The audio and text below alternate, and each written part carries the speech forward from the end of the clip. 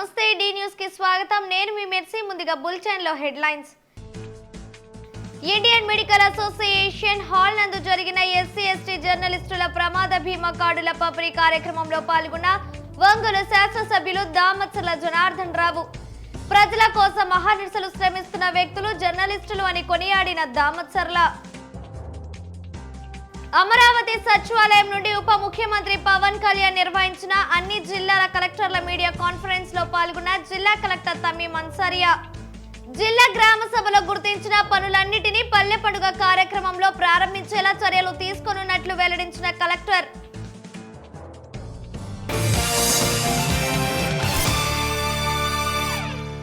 ఇక వివరాలకు వెళతాయి ప్రజల కోసం అహర్నిశలు శ్రమిస్తున్న వ్యక్తులు జర్నలిస్టులు అని ఒంగోలు శాసనసభ్యులు దామచర్ల జనార్దన్ రావు అన్నారు.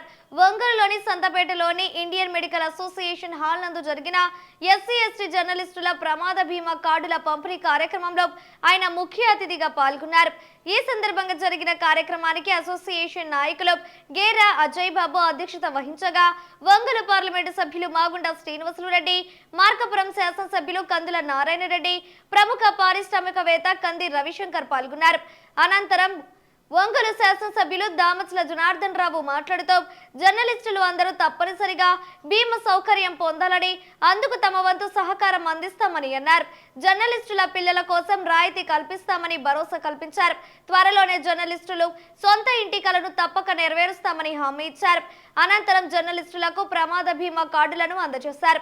ఈ కార్యక్రమంలో బీజేపీ నాయకులు బొద్దులూరి ఆంజనేయులు, కాంగ్రెస్ పార్టీ యువ నాయకులు పాలపర్తి విజేష్ రాజ్, అసోసియేషన్ నాయకులు నరేష్, కోటయ్య, వసంత్ తదితరులు పాల్గొన్నారు.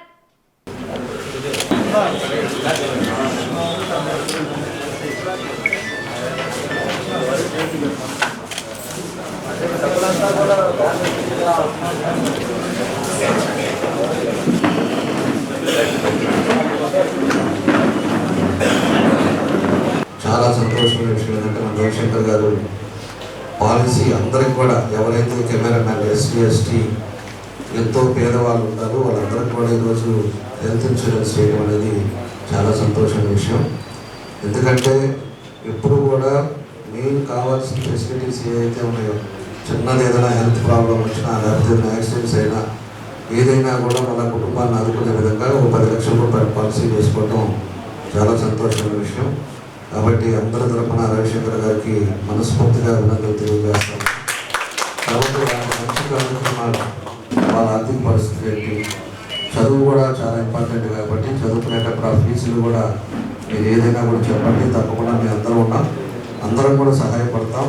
పిల్లలను చదివించుకోవాలి, ఆరోగ్యం చూసుకోవాలి, సొంత ఇల్లు మీకు ఉండేటట్టుగా తొందరలోనే జర్నలిస్టులు అందరూ కూడా పట్టాలిచ్చే కార్యక్రమాలు కూడా చేపడతామని తెలియజేస్తున్నాం. దాన్ని కూడా రెడీ చేస్తాం. ఎందుకంటే అధికారులంతా కూడా వచ్చేది లేట్ అయిపోయింది, 3 నెలలు అయిపోయింది. ఇప్పుడు కొత్తగా మొన్న ఆర్టీఓ గారు కానీ వీళ్ళందరూ కూడా వచ్చారు. ఇంకా ఎంఆర్ఓ రావాల్సింది. ఇవన్నీ వచ్చిన తర్వాత తప్పకుండా మీకు అనేది జర్నలిస్ట్ కాలనీగా కూడా ఏర్పాటు చేసి అందరూ కూడా వచ్చే కార్యక్రమం కూడా చేపడతామని చెప్పేసి కూడా మేము తెలియజేస్తా ఉన్నాం. కాబట్టి ఏదైనా ఈరోజు ఒక మంచి కార్యక్రమానికి మమ్మల్ని కూడా పిలిచినందుకు, ఇంకా ఎవరికైనా చేయాలన్నా కూడా అందరూ కూడా మా సహకారం ఎప్పుడు ఉంటాయి. మీరు ఎప్పుడు ఏది కావాలన్నా కూడా చెప్తారు, మేము అందరూ కూడా సిద్ధంగా ఉంటామని చెప్పి మరోసారి మీ అందరూ కూడా తెలియజేస్తూ మీ అందరికి మనస్ఫూర్తిగా నా అభినందనలు తెలియజేస్తూ ఆయనతో నేను 26వ తారీఖున జనసేన జాయిన్ అయ్యానండి.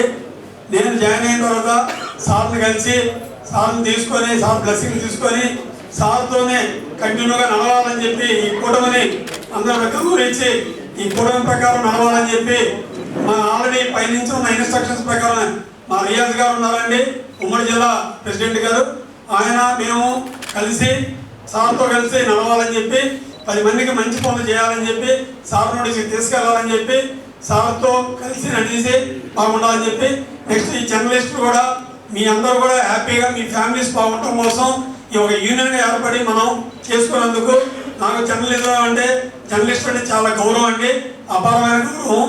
నా కుటుంబ సభ్యుల్లాగా అనుకుంటాను నేను. ఈ అందరినీ మీ అందరూ కలిసి మలిసి ఉండటం ఇంకా బలం అండి. ఎన్ని సంవత్సరాలైనా సరే మేము మీ అందరికీ ఇన్సూరెన్స్ చేస్తానికి నేను కంటిన్యూగా చేద్దామని చెప్పి అనుకుంటున్నానండి. మీరు ఎవ్రీ ఇయర్ మీకు ఉన్న మీ కుటుంబంలో పెరిగిన ఎంతమంది సభ్యులు పెరిగినా సరే నేను అందరికీ మీకు ఇస్తానండి.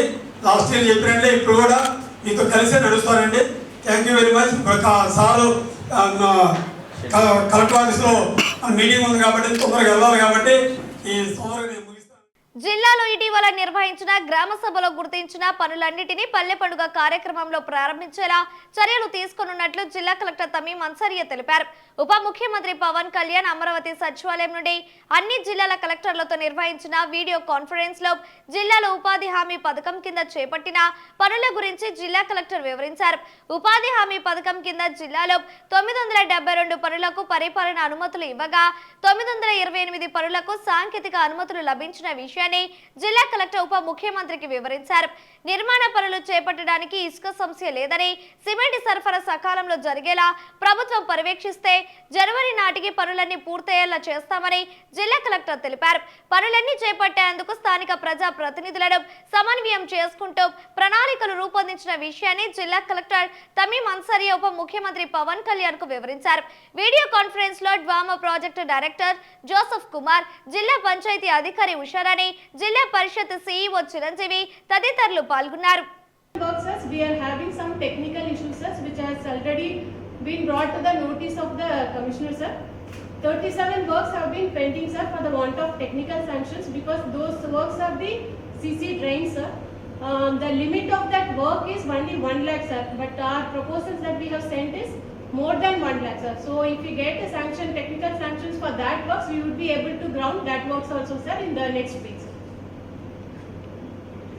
So I'm confident that we could finish it almost, we can achieve our target by next January when I kind of put on the. Yes sir. How much percentage do you think we can achieve? 100% or do you by any challenges completing the task?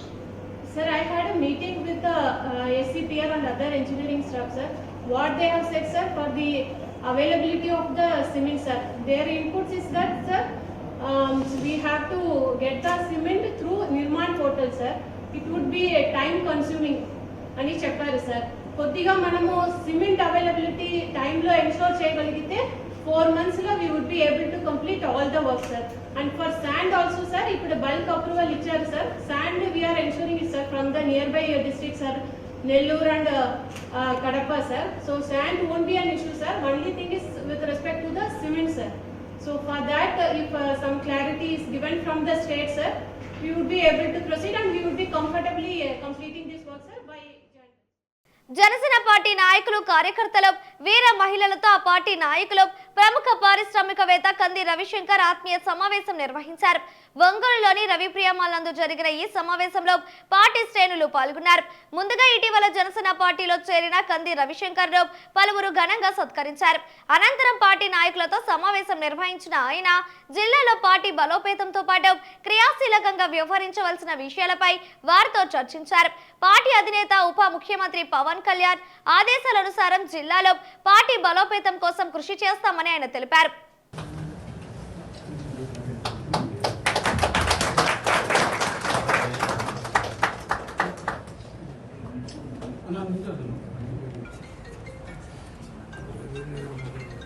Concert MLA Damacharla Janardhan గారికి, గౌరవనీయులు జనార్దన్ గారి దగ్గరికి వెళ్ళి మనం చెప్పి ఏదైనా సమస్య ఉంటే వాళ్ళతో కలిసి మాట్లాడి ఆ సమస్యను తీర్చాలని నేను, రియాజ్ గారు ఇద్దరు కలిసి ఆ పని చేయాలనడానికి మేము ముందుకు వస్తామండి. కంపల్సరీగా ఇది మా కుటుంబం అండి. ఎందుకంటే పవన్ కళ్యాణ్ గారిని గౌరవించినప్పుడు ఇదంతా జనసేన పార్టీకి సంబంధించి ఆ పార్టీని మీ ప్రతి ఒక్కళ్ళు మంది సొంతది అని మీ అందరి దగ్గర తీసుకున్నందుకు మాకు చాలా ఆనందం ఉందండి. ఆ తరపున మీరు వచ్చి మమ్మల్ని అందరూ కలిసినందుకు నాకు చాలా హ్యాపీగా అనిపిస్తుంది. ఇది నా ఫ్యామిలీ కాబట్టి నా దగ్గరికి వచ్చారు అన్న తృప్తిగా అనిపిస్తుందండి. ఎందుకంటే ఇక్కడ రాబోయే రోజుల్లో సమస్యలు అనేది ఎన్నో వస్తుంటాయి. ఆ సమస్యలు అనేది మనం కూర్చొని పరిష్కరించుకోవడం అనేది చాలా ఇంపార్టెంట్. ఆ పరిష్కారంలో కంపల్సరీగా మీ అందరూ యూనియన్ తరపున పెద్దలు ఉన్నారు, అందరూ వస్తారు. ఆ అందరి ప్రకారం కలిసి ఒకసారి డిస్కస్ చేసుకొని ఆ సమస్యని తీసుకెళ్ళి అది ఎందుకు వచ్చింది, ఆ సమస్య రాకుండా ఆ నెక్స్ట్ ఇంకో అలాంటి సమస్య మళ్ళీ ఎదురవ్వకుండా కూడా మనం చేస్తానికి ఒకసారి ఆలోచించుకుందామండి. 10th తర్వాత ఏ కోర్సులో చేరాలి, +2 తర్వాత ఎలాంటి డిగ్రీలో చేరాలి, అనుకున్న గోల్ సాధించేందుకు ఎలాంటి ప్రణాళికతో ముందుకు వెళ్ళాలి, ఇలాంటి ప్రశ్నలకు కెరియర్ కౌన్సిలింగ్ స్పెషలిస్ట్ సాంబశివారెడ్డి విద్యార్థులకు వివరించి దిశానిర్దేశం చేశారు. ఒంగోలులోని జవహర్ నవోదయ విద్యాలయంలో 10వ తరగతి +2 చదివే విద్యార్థులకు కెరియర్ గైడెన్స్ పై 2 రోజుల పాటు సాంబశివారెడ్డి పవర్ పాయింట్ ప్రెజెంటేషన్ ద్వారా వివరించి వారి అనుమానాలను నివృత్తి చేశారు. విద్యార్థులు కూడా తాము భవిష్యత్తులో ఏమి కావాలి, అందుకు ఎలాంటి బాటలు వేసుకోవాలో తెలుసుకున్నారు. ఐఏఎస్ ఆఫీసర్ అవ్వాలి అంటే ముందు 10th క్లాస్ పాస్ అవ్వాలి, దాని తర్వాత 10+2 పాస్ అవ్వాలి, దాని తర్వాత డిగ్రీ అవ్వాలి, దాని తర్వాత ప్రిలిమ్స్ యాక్షన్ వ్యక్తిగత యాక్షన్ అంటే ఏంటి? ఏదైతే నేను ఇప్పుడు వరకు చేస్తున్నానో వాటినన్నింటిని అమలు చేస్తూ ముందుకెళ్ళాలి, ప్లాన్ చేసుకోవాలి.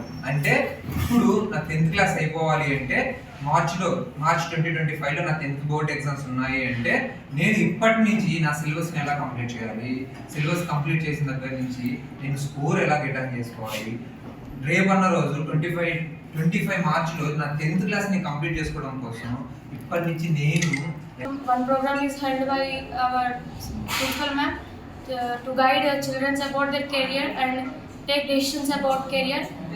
And through this career counseling, I was helped by sir to decide about my career. Before I was not decided what to do, and I don't have any idea about the action plan or taking steps for achieving my goal. Today I had some idea in achieving my goal and decided to what to become in future. 10వ తరగతి చదువుతున్నాను. నాకు sir చెప్పిన దానికి నేను ఏది decide అవ్వాలి అంటే ఏ జాబ్ మంచిగా ఉంటుంది అంటే step by step 10th class చదివిన తర్వాత ఇది +2 చదివిన తర్వాత ఏది తీసుకుంటే మంచిదో అని సార్ చెప్పిన దానికి మాకు ఉపయోగపడింది. ఈరోజు మొత్తం 2 రోజుల నుంచి ఇక్కడ 10th క్లాస్ వాళ్ళకి, ఇంటర్మీడియట్ వాళ్ళకి, +1 and +2 వాళ్ళకి కెరీర్ గైడెన్స్ మీద శిక్షణ ఇవ్వడం జరిగింది. ఇక్కడ కెరీర్ గైడెన్స్ మీద శిక్షణ ఇచ్చిన తర్వాత పిల్లల దగ్గర నుంచి తీసుకున్న రెస్పాన్సెస్ బట్టి కెరీర్ గైడెన్స్ తర్వాత వన్స్ 10th క్లాస్ తర్వాత మరి ఏం చేయాలి అని అడిగిన తర్వాత వాళ్ళు చాలా గోల్స్ చెప్పారు. సార్ మేము ఇంజనీర్ అవ్వాలి, సార్ మేము ఐఏఎస్ ఆఫీసర్ అవ్వాలి, సార్ మేము ఐపీఎస్ ఆఫీసర్ అవ్వాలి, దాని తర్వాత సార్ మేము ఆర్టిస్ట్ అవ్వాలి, మేము సింగర్ అవ్వాలి, మేము అథ్లెట్ అవ్వాలి, మంచి స్పోర్ట్స్ పర్సన్ అవ్వాలి అని చాలా గోల్స్ చెప్పారు. కానీ కెరీర్ గైడెన్స్ అనే విషయం దానికి వస్తే ఇన్ని డ్రీమ్స్ ఉన్న వాళ్ళు స్టెప్ బై స్టెప్ ప్రొసీజర్ లాగా ఎలా అచీవ్ అవ్వాలి అనే దాని గురించి ఈరోజు మేము డిస్కస్ చేయడం జరిగింది. వీటిల్లో పిల్లలకి స్టెప్ బై స్టెప్ ప్రొసీజర్ అంటే ముందు ఏం చేయాలి, దాని తర్వాత ఏం చేయాలి, దాని తర్వాత ఏం చేయాలి అనే విషయాన్ని చాలా విపులంగా వివరించడం జరిగింది. దానికి జవహర్ నవోదయ ప్రిన్సిపల్ గారు అండ్ స్టాఫ్ అండ్ పిల్లలు చాలా చాలా చాలా కోఆపరేటివ్గా ఉండి క్లాసెస్ విని అర్థం చేసుకున్నారు. శరన్నవరాత్రి బ్రహ్మోత్సవాల్లో భాగంగా ఒంగోలులోని కుర్తాలం శ్రీ సిద్ధేశ్వర పీఠపాలిత శ్రీగిరి శ్రీ వెంకటేశ్వర స్వామి ఆలయంలో ప్రత్యేక పూజలు నిర్వహించనున్నట్లు ఆలయ ధర్మకర్తల మండలి చైర్పర్సన్ ఆలూరు ఝాన్సీరాణి, కార్యనిర్వాహక ధర్మకర్త సివి రామకృష్ణరావు తెలిపారు. ఈ నెల 10 నుండి 12 వరకు జరగనున్న కార్యక్రమాలకు సంబంధించిన కరపత్రాలను వారు విడుదల చేశారు. సిద్ధేశ్వరి పీఠపాలిత శ్రీగిరి శ్రీ వెంకటేశ్వర స్వామి వారి దేవస్థానం ఈ రోజు నుండి శరన్నవరాత్రి బ్రహ్మోత్సవాలు ప్రారంభమవుతున్నాయి. ఈరోజు అంకురార్పణ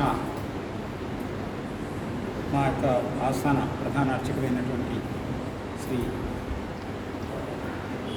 విజయేశ్వరి గారు, ఉద్యమ కుమార స్వామి గారు, అలాగే శ్రీ రంగస్వామి గారు నిర్వహించారు. వారికి వేద పండితులైనటువంటి శ్రీ శర్మ గారు, వాన్ ప్రకాష్ శర్మ గారు, రవితేజ గారు వారి యొక్క మంత్రపట్టణంతో ఈనాటి యొక్క ఈ అంకురార్పణ మహోత్సవం జరిగింది.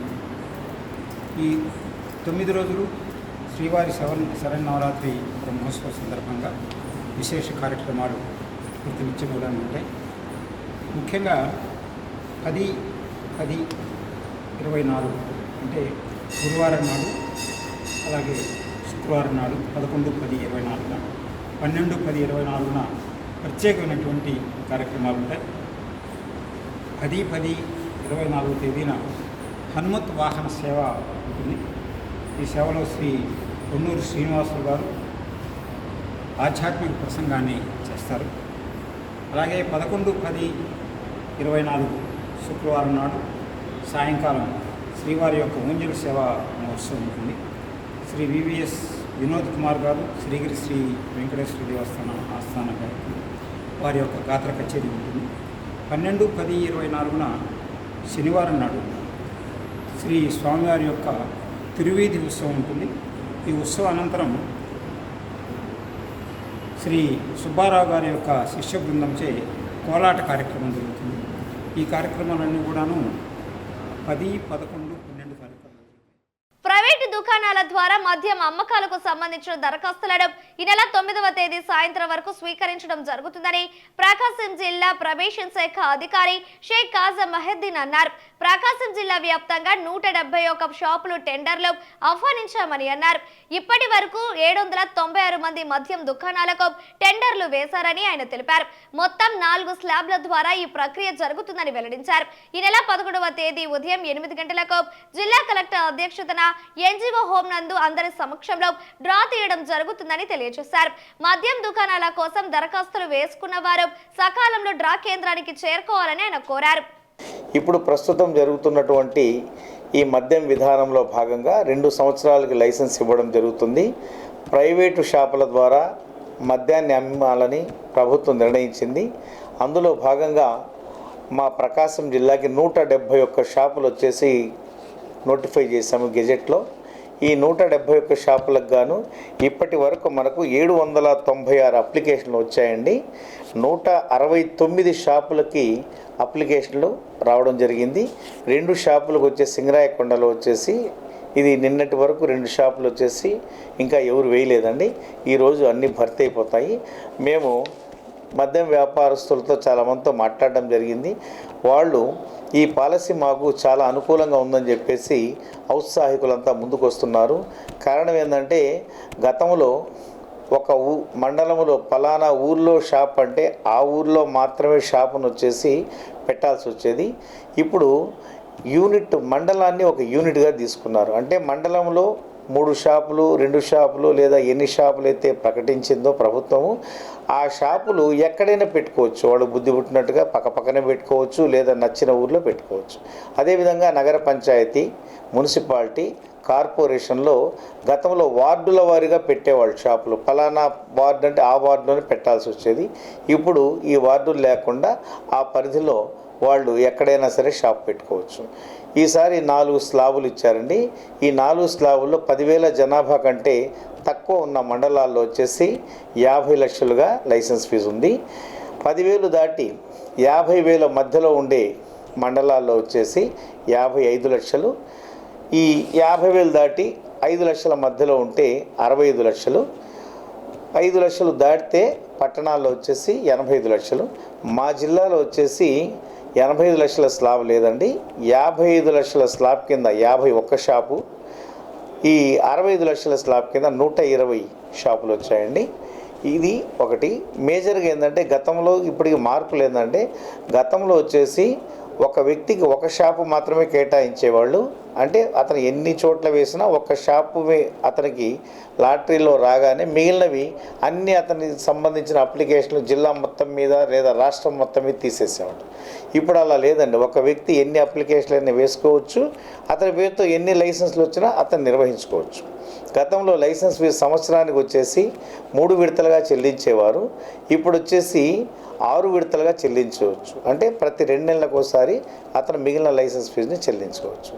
గతంలో ఒక వ్యక్తి ఎవరైతే అప్లికెంట్ ఉన్నాడో అతను ఖచ్చితంగా లాటరీ జరిగే చోటికి రావాల్సి ఉంటుంది. అతను రాని పక్షంలో అతని నంబరు కాయిన్ వచ్చేసి పక్కన పెట్టేసేవాడు.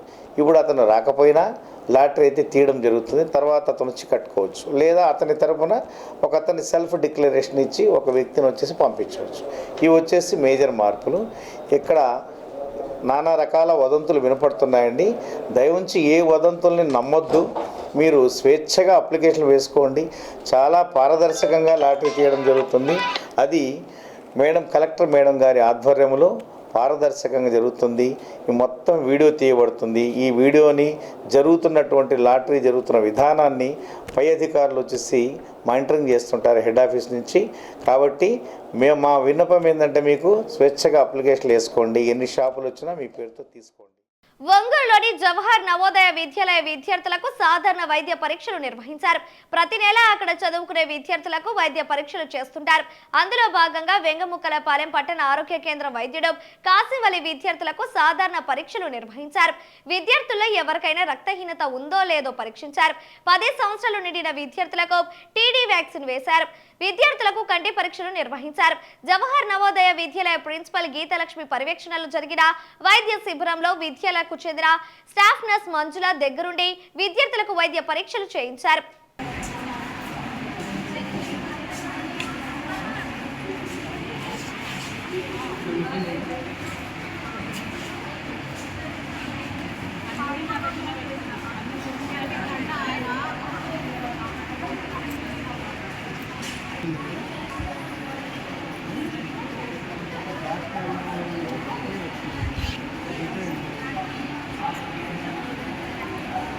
జవహర్ నవోదయాలో మెడికల్ క్యాంప్ కండక్ట్ చేయడం జరిగింది.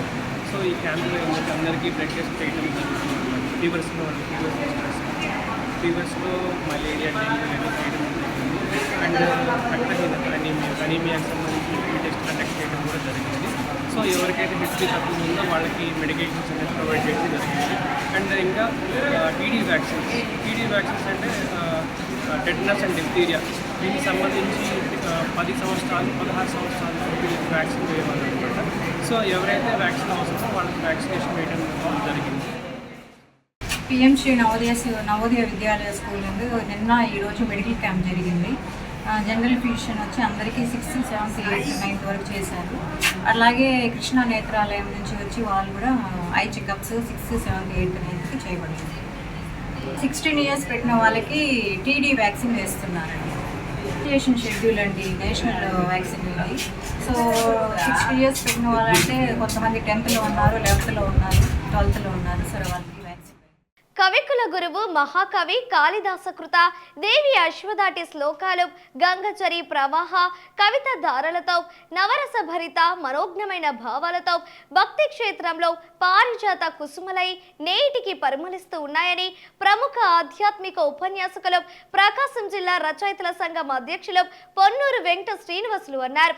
దేవి శరన్నవరాత్రి మహోత్సవాలలో భాగంగా కేశవస్వామిపేటలోని శ్రీ ప్రసన్న చెన్నకేశవ స్వామివారి దేవస్థానంలో మంత్రి ప్రగడ ఆధ్యాత్మిక పీఠం ఆధ్వర్యంలో మంత్రి ప్రగడ నరసింహారావు స్మృత్యర్థం ఏర్పాటు చేసిన 3 రోజుల ఆధ్యాత్మిక ఉపన్యాస కార్యక్రమంలో మొదటి రోజు ఉపన్యాసకులు పొన్నూరు వెంకట శ్రీనివాసులు దేవి అశ్వధాటిపై ప్రసంగించారు.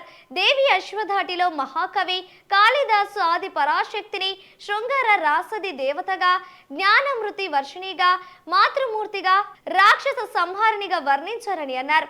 ఉపన్యాస కార్యక్రమాన్ని దేవస్థానం ఈవో రావెల్ల శివశంకర్ జ్యోతి ప్రజ్వలన చేసి ప్రారంభించారు. మంత్రి ప్రగడ ఆధ్యాత్మిక పీఠం నిర్వాహకులు మంత్రి ప్రగడ వెంకట సత్య ప్రసాద్ కార్యక్రమాన్ని పర్యవేక్షించారు. ఈ కార్యక్రమంలో ఏపీపీ యొత్తపు కొండారెడ్డి, నెమ్మడి సీతారామమూర్తి, ఏడుకొండలు తదితరులు పాల్గొన్నారు.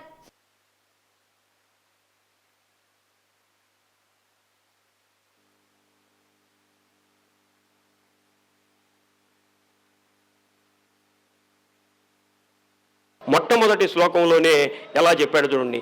చేటి భవన్నికిల కేటి కదంబవన వాటీషు నాకి పటలి కోటీర చాతుర కోటి మణి కిరణ కోటి కరంబిత పద పాటీర గంధి కుచ శాఠి కవిత్వ పరిపాటి మగాది పసుత గోటి కురాధధిక ధాటి ముదార ముఖ వీటి రసేన తనుతాం అన్నాడు. ఎన్ని టీలు పెట్టాడు చూడండి.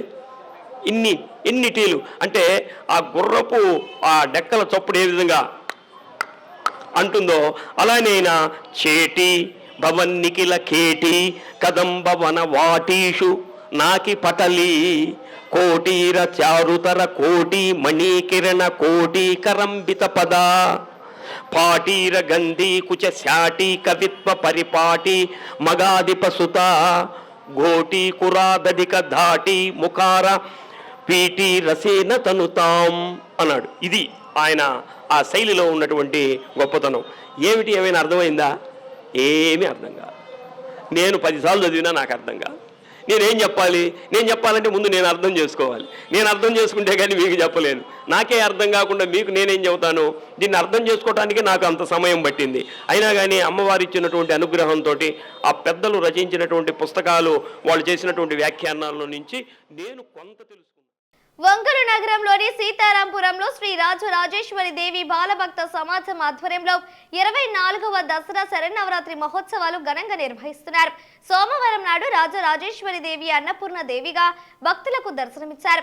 విశ్వ బ్రాహ్మణ సంఘం రాష్ట్ర అధ్యక్షులు పావలూరు హనుమంతరావు పర్యవేక్షణలో శ్రీ గాయత్రి విశ్వకర్మ సంఘం జిల్లా అధ్యక్షులు తక్కిలపాటి శ్రీధర్ కుమార్ ఆదేశాల మేరకు ఒంగోలులోని సీతారాంపురం కాలనీ యందు నగర ఒంగోలు కమిటీ అధ్యక్షులు కీనెల శ్రీనివాసాచారి ఆధ్వర్యంలో శ్రీ రాజరాజేశ్వరి శరన్నవరాత్రులు బాలభక్త సమాజం నిర్వహించనున్న అన్నపూర్ణ దేవి పూజలో పాల్గొని ప్రసాద వినియోగం చేపట్టారు. 24 సంవత్సరముల నుండి ప్రతి సంవత్సరము శరన్నవరాత్రులు దిగ్విజయంగా చేపడుతున్నారు. 12వ తేదీన అమ్మవారికి కుంకుమ పూజ, హోమములు, అన్న సంతర్పణ నిర్వహించడం జరుగుతుందని నిర్వాహకులు తెలియజేశారు. భక్తులందరూ పాల్గొని దిగ్విజయం చేయవలసిందిగా కోరారు. ఈ కార్యక్రమంలో శ్రీ గాయత్రి విశ్వకర్మ ప్రకాశం జిల్లా అధ్యక్షులు తక్కిలపాటి శ్రీధర్ కుమార్, ఒంగోలు నగర కమిటీ అధ్యక్షులు కీనెల శ్రీనివాసాచారి మరియు కార్యవర్గ సభ్యులు, ఆర్గనైజింగ్ సెక్రటరీ చెరమని సుధాకర్, కోశాధికారి పూసపాటి నరసింహారావు, ఉపాధ్యక్షులు కొప్పరపు రామకృష్ణ తదితరులు పాల్గొన్నారు.